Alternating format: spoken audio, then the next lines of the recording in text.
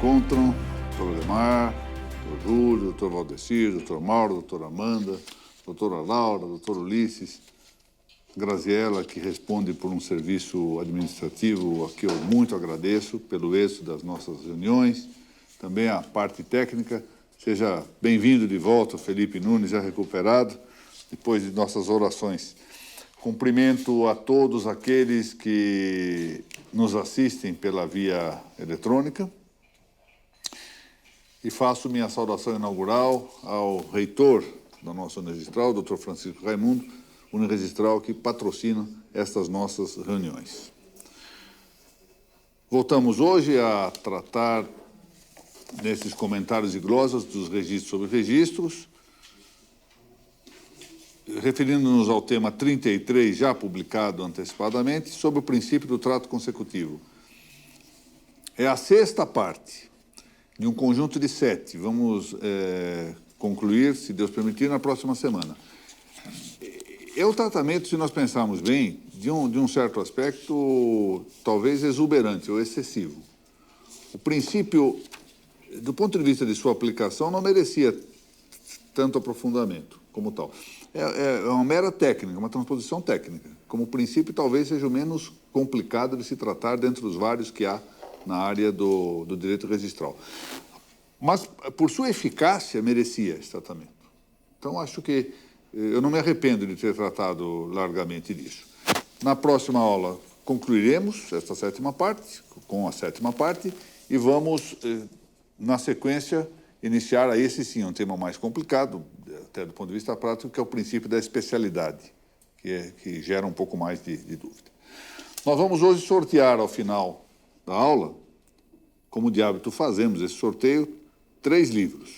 O primeiro é este, A Arte da Leitura, Diálogos sobre Livros, deste grande filósofo Mortimer Adler, diálogo com o Charles Van Doren. Este livro será sorteado para aqueles que, durante a transmissão desta nossa preleção, compartilharem-na publicamente. Então, será sorteado com essas condições. Quanto aos 2 outros, este magnífico, Da Alegria no Leste Europeu e na Europa Ocidental e Outros Ensaios, de Andrei Plechy, livro a que eu tenho feito sempre uma referência muito elogiosa. Esse é um pensador muito interessante. Aqui são vários artigos e conferências proferidas por ele. Ele foi chanceler da Romênia Livre e ministro da Cultura lá também. É um homem importante. E este outro, um autor de menor importância, Conceito e Natureza da Responsabilidade Disciplinar dos Registradores de Imóveis. Esses 2 últimos serão sorteados. Agora, essa é a novidade, não há necessidade de compartilhar. Vamos continuar, compartilhem, por favor, mas não há necessidade. Já não há mais a condição de compartilhamento. A condição é só estar inscrito na nossa base lá como chama? Da Unirregistral. EAD, na Unirregistral. Então, será sorteado entre os, já são, me dizia a Graziela, 300 inscritos. Isso me deixa muito satisfeito. Então, vamos sortear esses 2 livros entre aqueles que se encontram nesta base. Antes de iniciar nosso curso de hoje, felizmente é um tema um pouco mais fácil, penso eu, de transmitir do que das 2 últimas semanas, que foram um tanto áridas, sobretudo tratar sobre o tempo era uma coisa complexa. Eu conversava há pouco aqui com o Dr. Ulisses sobre isso, e ao mesmo tempo saudando a chegada aqui entre nós do prezado amigo e notável juiz paulista, Dr. José Modesto Passos. Antes de tratar desse assunto, eu queria fazer um breve comentário aqui que me parece de atualidade. Atualidade tanto que nós vamos dedicar o próximo programa da série Pinga Fogo, que será no dia 19, com a presença do Dr. Narciso Orlandi Neto, e possivelmente o convite ainda vai ser formulado, o Dr. Josué, que portanto agora vai ficar já surpreso com o fato. Nós vamos dedicar parte desse programa a responder indagações, entre as quais indagações feitas já pela doutora Laura Porto, que aqui se encontra, sobre o tema do Operador Nacional do Registro. Qual é a importância que eu vejo nessa discussão, que é, digamos, a discussão do momento em matéria dos registros e das notas? Porque há um reflexo, ou seja, o ONR é, por assim dizer, não penso que tenha sido a propósito feito desse modo, mas é, nesse momento, um balão de ensaio, vai servir de balão de ensaio para as outras categorias.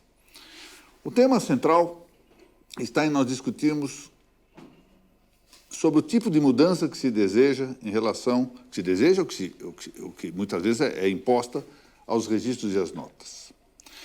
Existem, em relação aos câmbios, as mudanças, e todos os entes contingentes estão sujeitos à mudança, assim é a realidade da vida. Existe um certo dinamismo, ou seja, os seres não estão petrificados nesse mundo de contingência. Existem duas espécies de mudança ou de câmbio. Portanto, todos os seres que estão submetidos ao tempo, exatamente porque estão submetidos ao tempo, nós vimos na aula anterior, estão submetidos ao movimento. O movimento é isto. Ou seja, é a característica central do tempo. O tempo é exatamente a medida ou o número dessa mudança. Mas existem duas espécies de mudança. Uma mudança de caráter substancial e outra de caráter acidental. As mudanças de caráter substancial implicam, na verdade, na corrupção da substância que muda. Por exemplo, no caso da geração e da morte. Na geração, uma semente, ela muda substancialmente para se converter em uma árvore. Nos seres humanos, como é que se faz a geração dos seres humanos? As fontes provindas da mulher e do homem na verdade, se transformam, se mudam substancialmente para se converter no ser novo nascente, que é independente e é uma coisa diversa daquelas fontes que provieram do pai e da mãe. Então, isso é uma mudança substancial. Na nossa morte, o que ocorre? Nós também mudamos substancialmente, já não é mais a mesma substância. Diversamente existem mudanças acidentais, seja de lugar, seja de quantidade, seja de qualidade. Essas mudanças acidentais não implicam alteração essencial, alteração da substância. A substância segue sendo a mesma. Nós podemos pensar em alguns exemplos muito fáceis de compreender. Assim, nós temos um ser humano que no ventre materno tem a sua vida. Quando nasce, garante-nos que era aquele mesmo que estava no ventre materno. Tem a primeira infância, a segunda infância, chega à adolescência, juventude, adulto, meridiano e até pós-meridiano, como é o meu caso. Substancialmente, somos a mesma coisa. O que nós vamos mudando? Vamos mudando, alterando acidentalmente. Uns melhoram, outros pioram ao longo do tempo. Assim é esse negócio terrível, que é o negócio da salvação. Uns se aproximam mais do bem moral, outros se afastam dele. Vamos pecando e caindo aqui e ali. As mulheres vão mudando a cor do cabelo, mas continuam sendo substancialmente a mesma. Ou seja, essas são as mudanças acidentais, em que a substância permanece a mesma coisa. O que está em jogo hoje em relação aos registros e às notas, fundamentalmente? Discutir se a mudança que se está pretendendo é acidental, como foi, por exemplo, a mudança do tempo que se escrevia em livros. Torquemada era um menino nessa altura, escrevia à mão e se passou para a máquina datilográfica, e agora se passa da máquina datilográfica para a digitalização, para o registro eletrônico, mantendo a substância do registro, o que quer dizer a substância institucional, ou se nós, a pretexto de usar esses mesmos meios, vamos buscar uma nova formulação que seja uma desinstitucionalização dos registros e das notas. O que está em jogo é isso, mudança acidental ou mudança substancial. O mais dizer que aqueles que sustentam deva manter-se a substância ou a identidade do registro como instituição não querem o seu progresso tecnológico é evidentemente um argumento não só tópico, mas meramente para jogo político. É evidente que não é isto. É evidente que não é isto. O que nós temos que ver é isso. O que é uma instituição? O que nós chamamos de instituição? Existem centenas de trabalhos de sociólogos, cada um definindo a instituição a seu modo. Se nós formos examinar isso de maneira nominalística, nós vamos ficar malucos e não vamos chegar a coisa nenhuma. Mas há um aspecto positivo nessa variedade de definições. É que as instituições, como quer que seja a definição de um, de outro, ou de um terceiro, apontam sempre num sentido. Solidez de alguma coisa, de alguma estrutura. Solidez esta gestada ao largo da história. Sempre se entende isso. Uma instituição é uma estrutura, aí variam em considerar tudo isso, mas rematam dizendo cuja solidez, por exemplo, não é uma coisa transitória, temporária, líquida, mas sim sólida, se gestou ao largo da história. Ora, e esse é o ponto, eu venho sustentando largamente que os registros e as notas são instituição.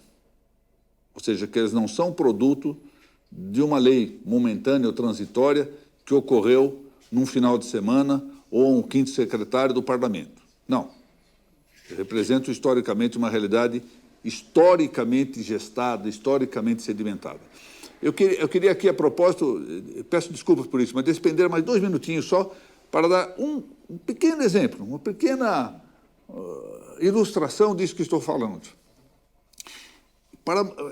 É tão impressivo isto que penso que poderá adquirir um caráter emblemático desse caráter institucional dos registros das notas.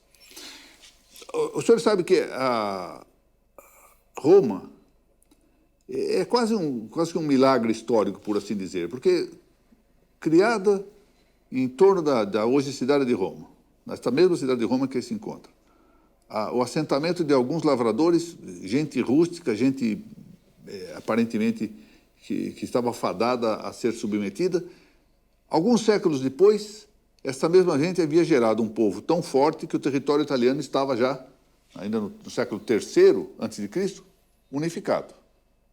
Foi uma primeira unificação do território italiano. Pouco tempo depois, eles se transformam num império.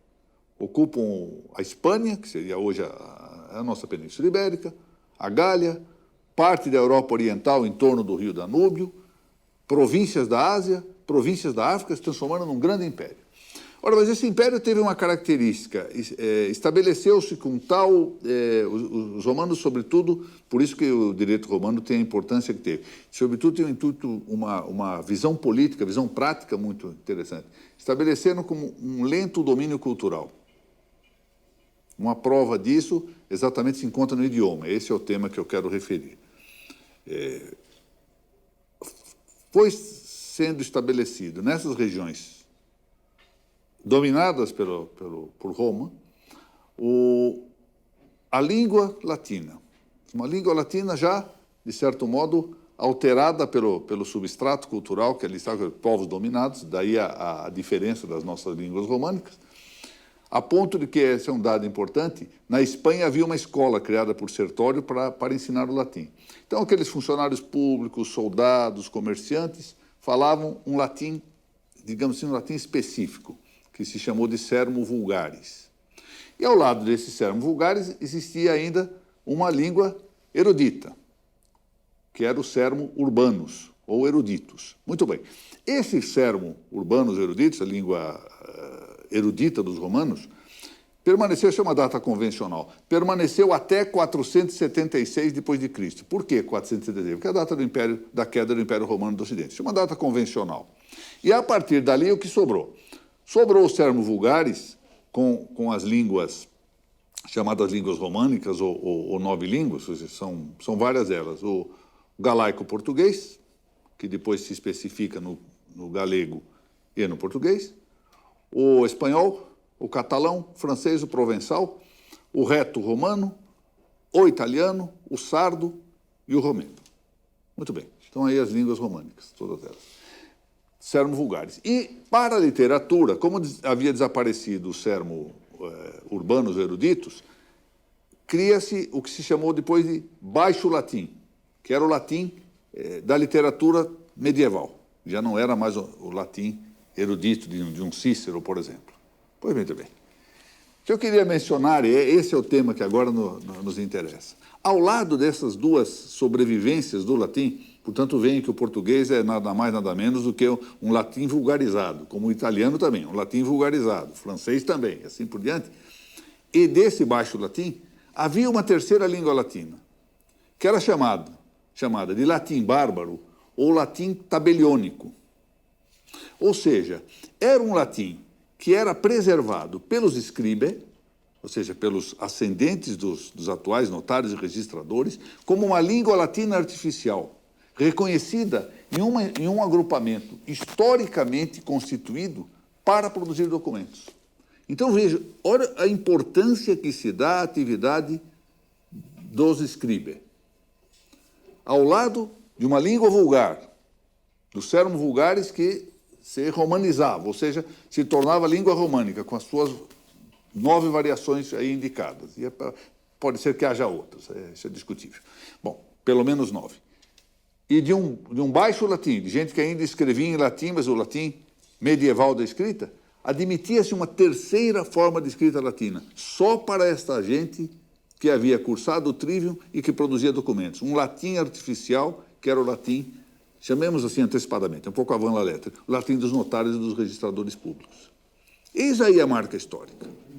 Eis aí uma realidade histórica que é preciso pensar. Vamos conservá-la ou vamos atender a supostos interesses temporais e de mercado? Não sei. Isso é uma escolha que não depende de mim, naturalmente. Mas eu penso que convém que se tome consciência do problema. O problema também não é só dos registradores e dos notários. O problema é de toda a comunidade. E talvez seja mais até dos usuários dos serviços de notas e dos registros.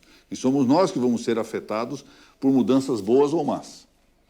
Em resumo, penso que não é justificado, ao menos num nível de debate que se pensa ser objetivo, doutrinário ou ideológico, se quiser dizer assim. Penso que não é razoável dizer que esse debate tem caráter pessoal. Não há nada de pessoal nisso. O que há aqui, sim, é um debate institucional relevantíssimo e que precisa ser transparente. Muito bem. Dito isso, passamos agora a cuidar do tema do princípio do trato consecutivo na sua 6ª parte. E hoje vamos verificar aqui a questão do trato consecutivo abreviado ou comprimido. O que quer dizer isso? Nós temos algumas práticas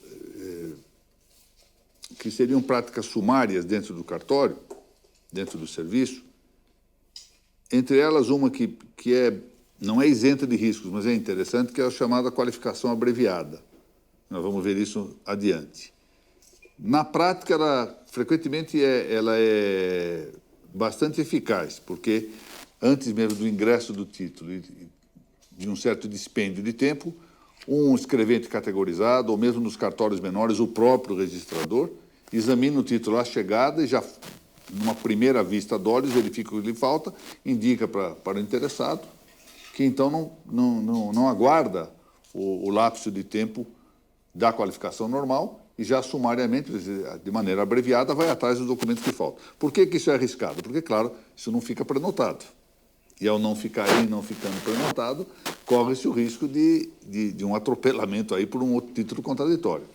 Mas, na maior parte das vezes, isso não ocorre. Então, é uma atitude frequentemente eficaz indicar já previamente, já de maneira abreviada ou sumária, o que falta num título, eventualmente.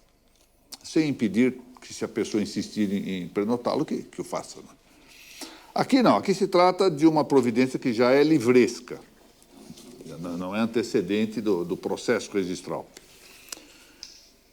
O trato consecutivo abreviado, ou trato continuado abreviado, ou continuidade comprimida, consiste fundamentalmente na dispensa de inscrição própria, ou seja, prévia, autônoma, em separado, de um título de disposição que esteja ligado, encadeado, a um outro título declarativo ou constitutivo de uma nova legitimação registral objeto de inscrição formalmente simultânea. Vamos ver aqui um exemplo. O corriqueiro sobre o qual nós vamos ver adiante é no caso da morte de alguém.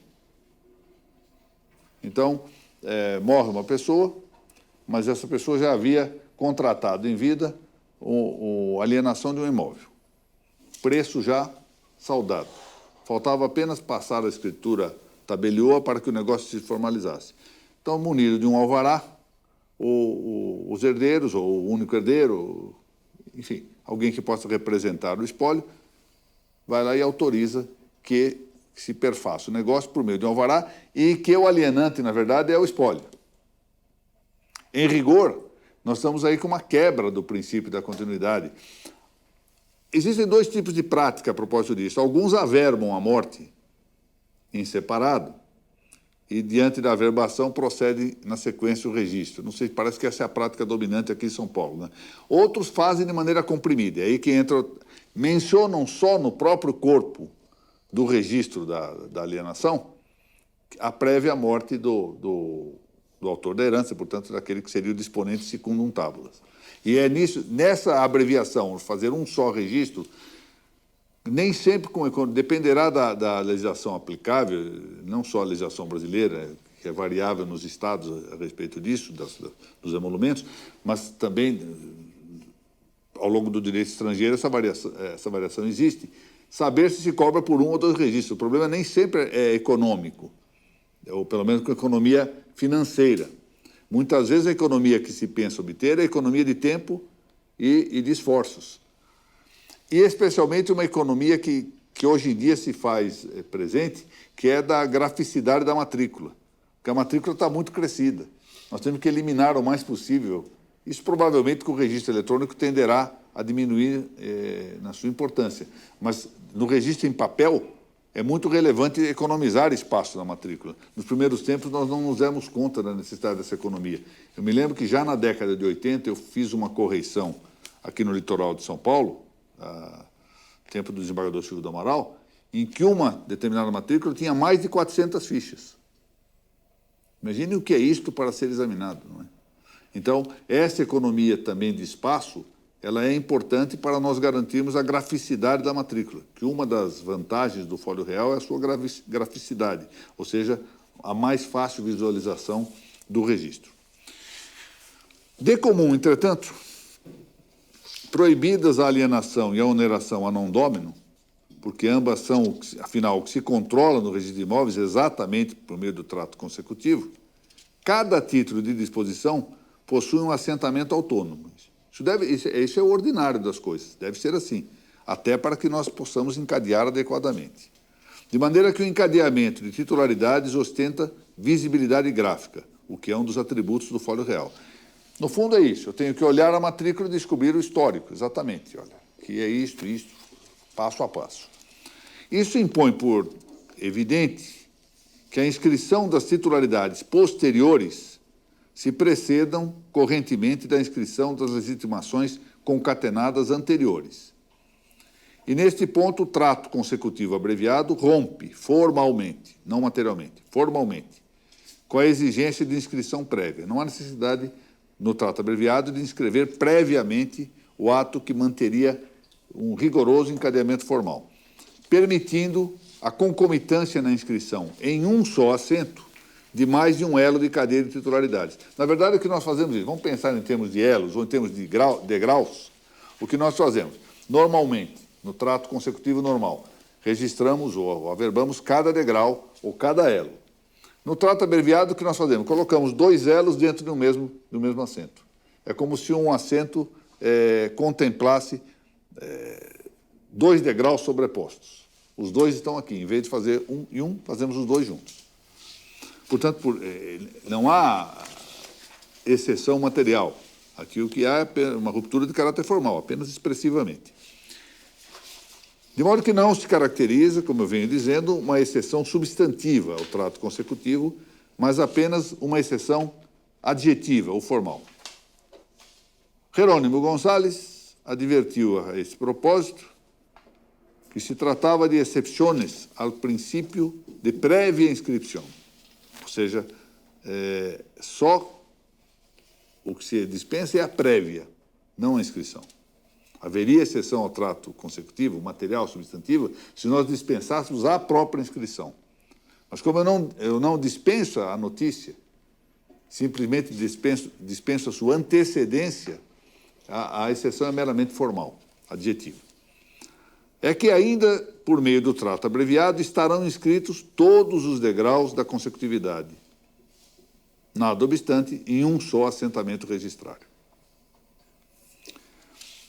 A justificação nuclear do trato consecutivo comprimido ou abreviado está na economia do processo. Eu tenho afirmado isto e faço aqui uma homenagem ao saudoso desembargador Bruno Afonso de André. Dr. Bruno, a quem eu já me referi em outras ocasiões aqui, foi presidente do Tribunal de Justiça de São Paulo, foi corregedor-geral da Justiça, foi um dos fundadores ou integrantes da Escola Paulista do Registro, do processo, que se instalou em redor de Túlio Liebmann, quando o Liebmann esteve no Brasil, aqui na Faculdade de Largo de São Francisco. E essa Escola Paulista do Processo deu-nos inúmeros processualistas de grande valor. Ainda hoje temos alguns aqui, graças a Deus, sobrevivos e lúcidos. O caso, por exemplo, do meu querido amigo, professor José Manuel de Rudalvin, que agora, amanhã mesmo, vai lançar um livro, um novo manual de processo civil, já sobre o novo Código de Processo Civil.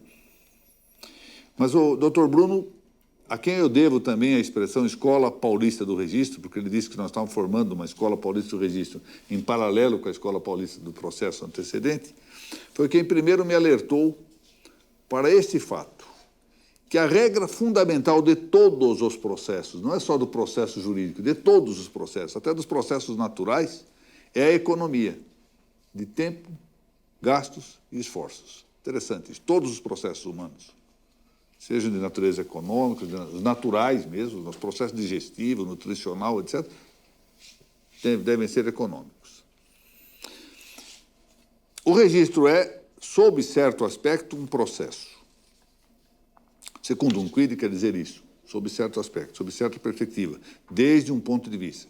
Ou seja, é o que distingue daquilo que é absoluto, daquilo que se diz simpliciter.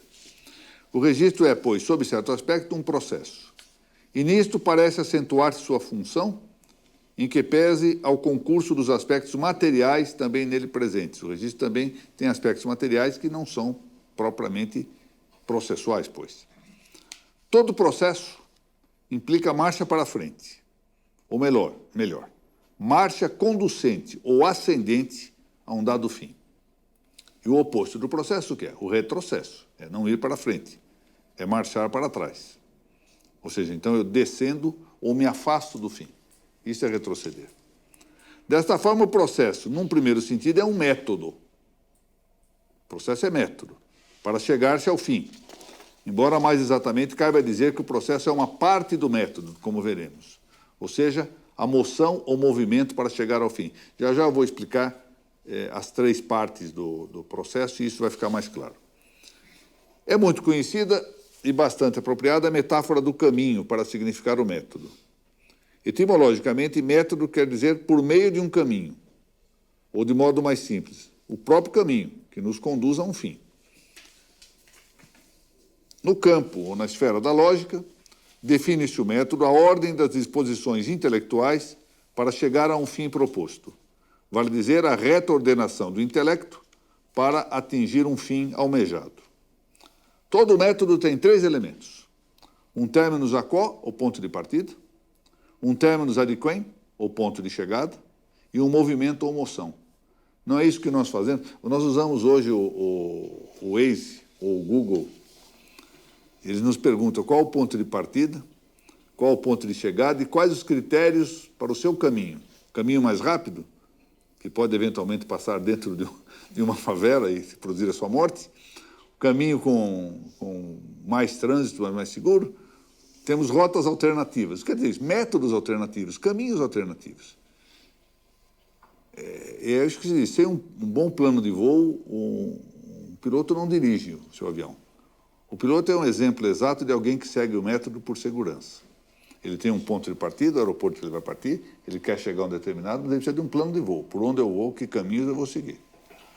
Certo, embora que o terminus ad quem, ou fim almejado, constitua o mais importante desses elementos, é evidente, o fim é sempre o mais importante de tudo aquilo que nós buscamos com as nossas atividades. E é mesmo, no caso da ordem prática, de que nós estamos cuidando aqui com o registro, o primeiro dos princípios da atuação prática é o fim. É a causa intencional que convoca o método. Nós só precisamos pensar no caminho porque queremos chegar a algum lugar. Se nós não vamos a algum lugar, por que eu preciso pensar no caminho? Não é preciso. Calha já que o elemento mais característico do método é o movimento ou moção. De fato, embora seja o fim aquilo que eu quero, o que mais caracteriza o método é o próprio caminho. Que caminho eu vou seguir? Que método eu tenho para chegar a um bom resultado?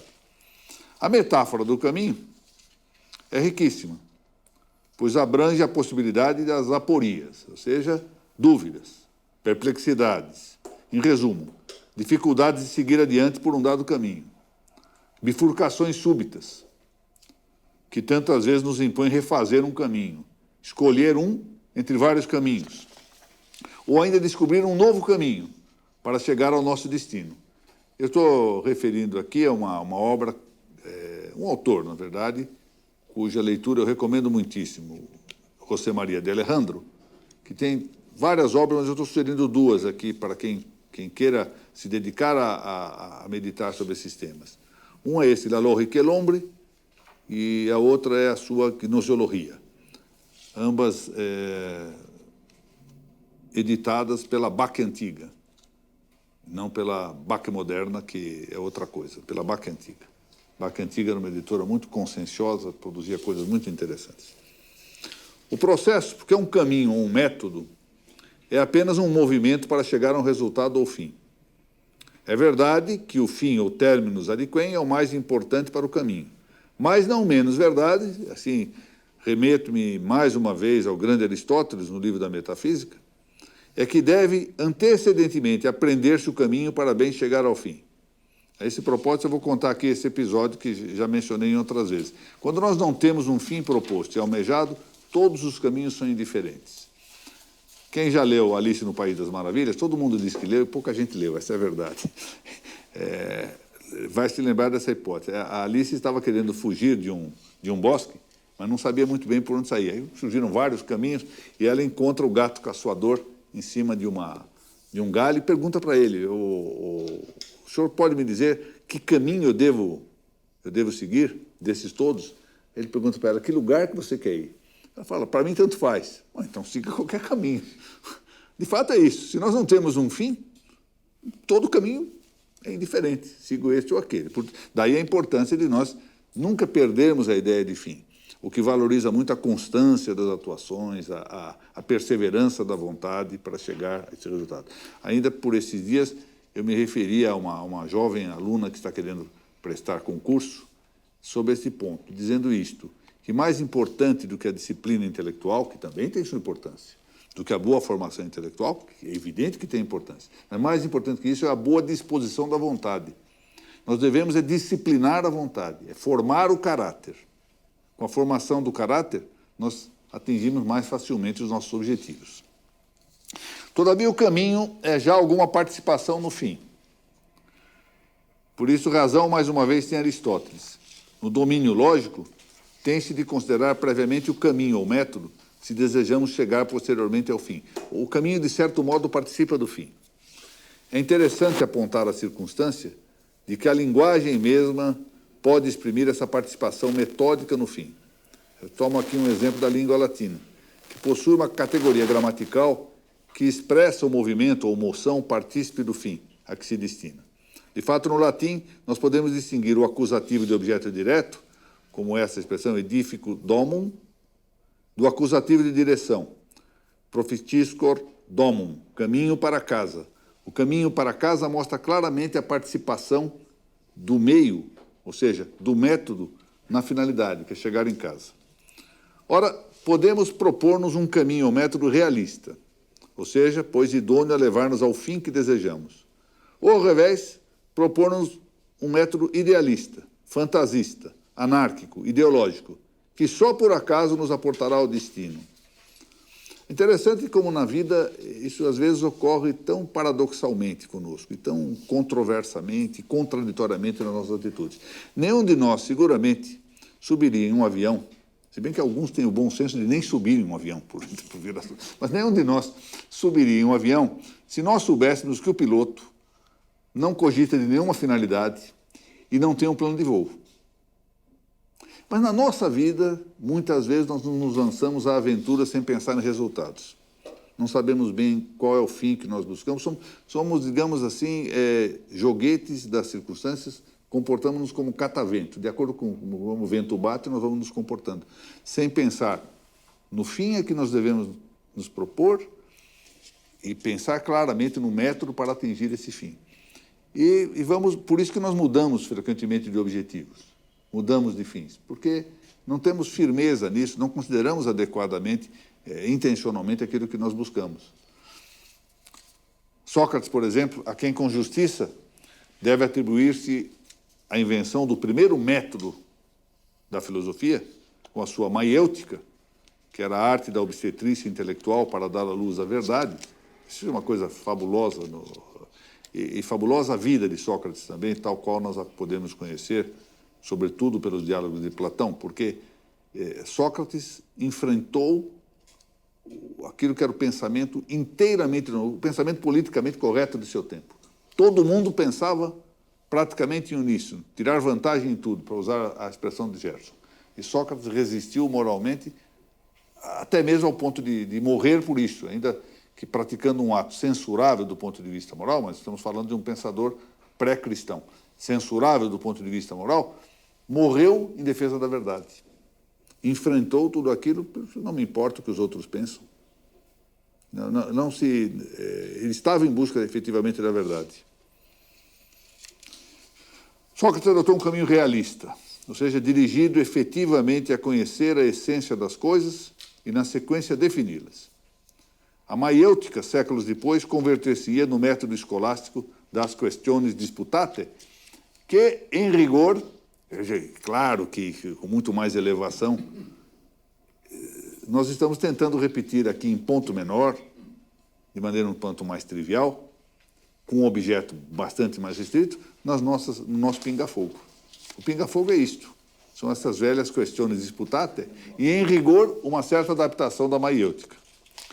Diversamente, o caótico caminho das novidades, ou seja, o novidadismo, ou o método da obsedação pelo tempo, porque, no fundo, essa anarquia da falta de método é uma obsedação pelo tempo. Estão mais preocupados em saber o que é moderno, em parecer avançado, do que ser efetivamente avançado, que significa, de algum modo, ir às origens.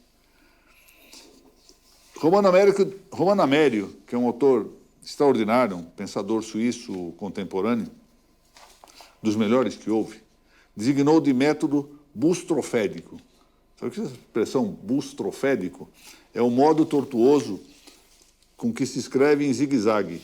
O bustrofédon foi um tipo de escrita usado entre os gregos, em que as linhas se traçavam, primeiro, como nós fazemos, da esquerda para a direita, mas na sequência descia pela direita mesmo até a esquerda e voltava. Fazia isto. E assim sucessivamente, da mesma forma como o boi, movimento arado, com sulcos alternados. Pois muito bem, o caminho das novidades é que ele salta no escuro. Esse é o problema. Valoriza o novo em vez de valorizar o verdadeiro. E o verdadeiro converte-se ao bem, porque a verdade é o bem do intelecto. Nem tudo que é novo é coisa boa. As patologias, mesmo que nos digam. Quem já teve situações de doença na família, sabe como as novidades nem sempre são boas. E frequentemente são muito ruins.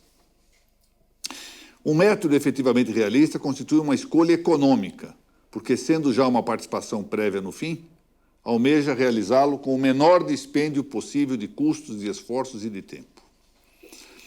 Vamos a exemplos. Em todos os casos de trato consecutivo abreviado ou comprimido, o disponente não é o titular inscrito. Sua legitimação torna-se incidental no assento relativo ao título de disposição. E é só o sentido econômico do processo realista que recomenda, em limitados quadros, dados e limitados, restritos quadros, o trato consecutivo abreviado, que se adota em diferentes legislações. Exemplos dessas legislações são a legislação da Espanha e da Argentina. Em boa parte das vezes, para simplificar a inscrição relativa a negócios imediatamente posteriores a transmissões mortis-causa. Por exemplo, na Espanha, cessões ou vendas a coerdeiro. Eu escrevi de dois modos aí, porque vai depender de quem queira adotar essas imposições mais recentes ou as indicações modernas. A minha tecnologia Word impõe que eu use isso sob pena de ficar em vermelho, porque ele quer que eu use o sistema novo. Isso é a ditadura da tecnologia. Enfim, eu usei as duas para que escolham o que acharem melhor. Quanto a imóveis adjudicados pro indiviso aos disponentes, ou seja, o imóvel é adjudicado pro indiviso aos disponentes e um coerdeiro cede a sua parte a outro. Então, isso na legislação espanhola permite que se lance em um só assento. Lança-se a adjudicação e no mesmo assento a cessão de um coerdeiro a outro, num só assento. Inscrição de transmissões causa-morte sucessivas, também isto é possível.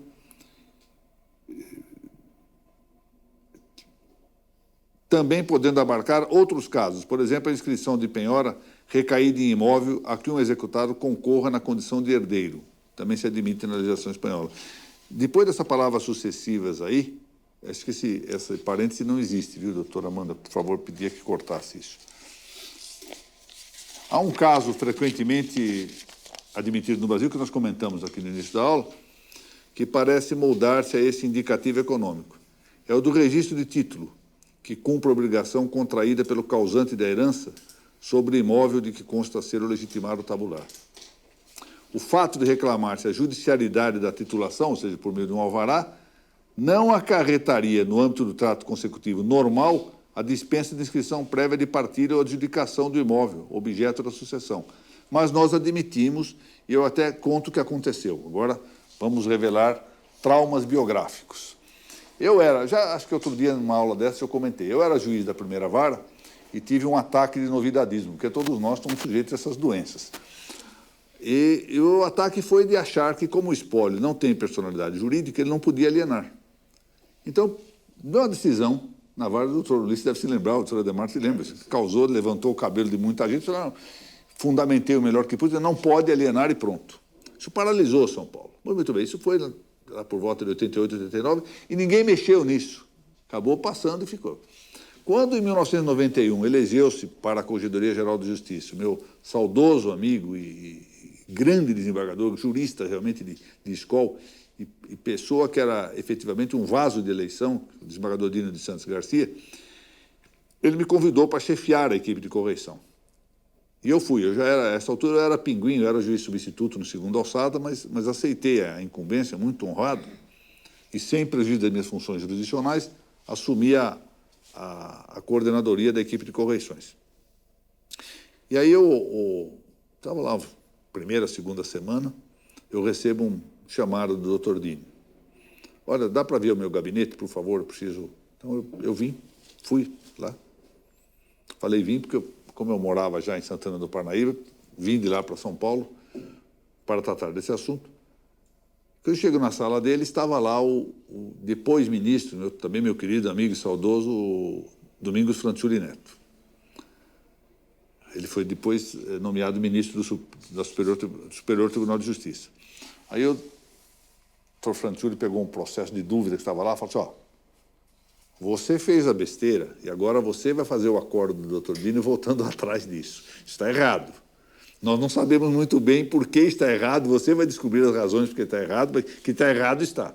Você volte atrás disso. Aí, então, eu fui para casa, ordem é ordem, né? Vou fazer o acordo, eu não ia assinar, vou fazer o acordo em nome dele. Mas eu me convenci de que eu estava errado mesmo. E aí eu fiz o acordo, até eu preciso um dia recuperar esse acordo. O doutor Ademar, que tem um arquivo muito bom, tentar trazer aqui para nós debatermos um pouco sobre isso, até, quem sabe, na semana que vem, doutor Ademar, se for possível, porque volta um pouquinho a esse tema. E fiz um acordo dizendo por que eu estava errado.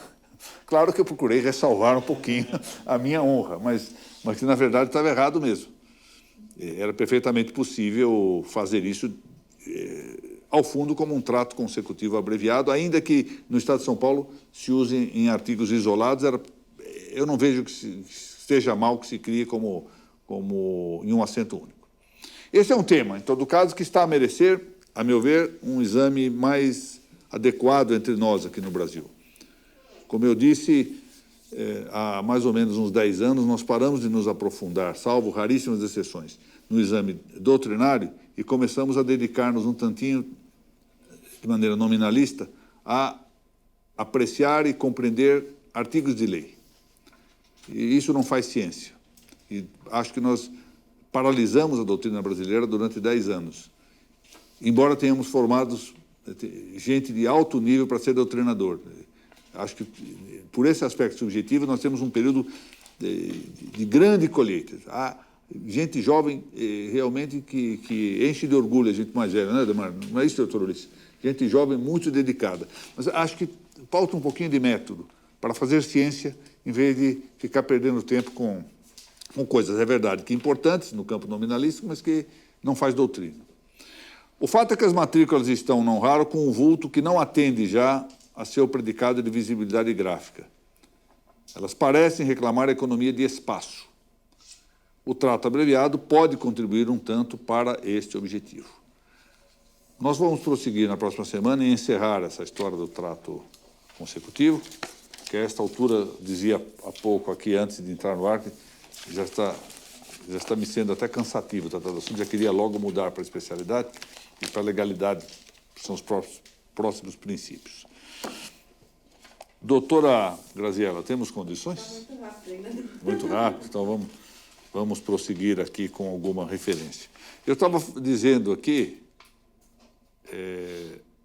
antes de começar a nossa exposição ao vivo, eu estou terminando de ler, enfim, por uma falha da minha juventude, as vezes em que eu tive contato com a obra Irmãos Karamazov, de Dostoiévski, que, a meu ver, é a segunda das suas obras mais importantes, só perde para a sua obra-prima, que é Os Demônios, também, às vezes, alguma vez traduzida como Os Possessos, mas a melhor tradução parece que é essa, Os Demônios.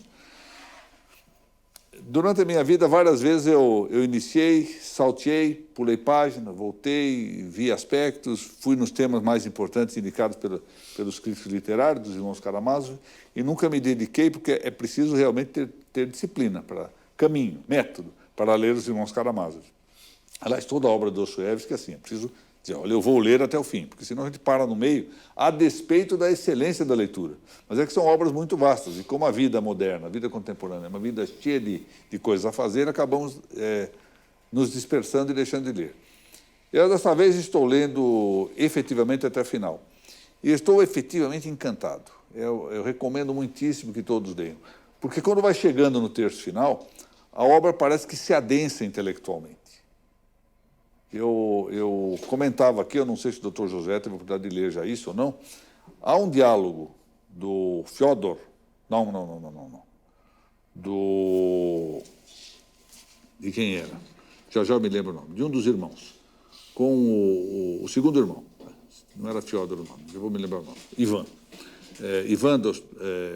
Karamazov, com o diabo, e não se sabe se isso era um sonho ou se era realista, no livro isso não propositadamente obscurecido, que é uma das melhores páginas que eu vi em todos os tempos em matéria de escrita. Que densidade intelectual conseguia este autor. Que, na verdade, era fruto da vida dele, né? Quer dizer, Dostoiévski conseguiu escrever o que escreveu porque a vida dele realmente era dramática em todos os sentidos. E ele não inventava personagens, né? Quer dizer, o grande segredo da obra literária de Dostoiévski é que ele não fantasiava, não imaginava, não idealizava personagens, senão que recolhia personagens em concreto. Os personagens dele sempre eram alguma pessoa com quem ele tinha convivido e que ele tinha examinado com uma sutileza, com uma capacidade de apreciação psicológica extraordinária. Não é à toa que ele é o verdadeiro fundador da psicologia criminal. A ele deve dizer isso. Embora não fosse psicólogo de profissão, era psicólogo por vocação e aptidão. Já estamos em condições? Então vamos lá. O primeiro livro a sortear é A Arte da Leitura, de Mortimer Adler, que como acho que muitos sabem, era um pensador judeu que se tornou tomista, curiosamente. Tornou tomista ao longo da vida. Ok, foram 28 compartilhamentos, tá? Então, vamos lá. 10. Número 10, Fernando Pallavitini. Fernando Pallavitini, grande Fernando Pallavitini, que está cada dia melhor em matéria de investigação, de inteligência das coisas. Esse é um moço dos quais eu falava aqui, dos grandes doutrinadores. Fernando, efetivamente, além de ser uma pessoa admirável, é efetivamente um pensador em ascensão. Lembranças à noiva, espero que se casem logo, doutor Fernando. Então, fica aqui a arte da leitura. E agora, entre os 300 alunos, né? Vamos Entre os fazer 300, dois sorteios. O primeiro é esse, do Andrei Plessis. É o número 149 e o número 187. Então, vamos lá na planilha. 149. Vamos ver quem é o 149. Diego Bruno Lima Queiroz. Diego Bruno Lima Queiroz. Muito bem, meus parabéns. E o outro, que eu falei, 187. 187. Luciane Monteiro Nandes Ribeiro. Luciane Monteiro Mendes Ribeiro? Landes Ribeiro, perdão. Conceito e natureza da responsabilidade disciplinar dos registradores públicos. Esse que está aqui. Eu agradeço a todos a presença. Vejo que o tempo foi mais largo do que o habitual nosso aqui. Passamos alguns minutos daquilo que é nosso hábito, em virtude da minha exposição inicial, em matéria que não era da aula, mas que me pareceu oportuno destacar e referir aqui. Assim continuo a pensar, e, em todo caso, peço desculpas se não era... se muitos entenderam que isso não cabia dentro da aula. Muito bem, até a semana. Agradeço novamente ao Dr. Francisco Raimundo, à doutora Maria, que sempre nos apoia, mais uma vez a administração e ao nosso valioso serviço técnico, a todos os aqui presentes e também aqueles que nos assistem pela via eletrônica. Muito obrigado e até a semana que vem, se Deus permitir.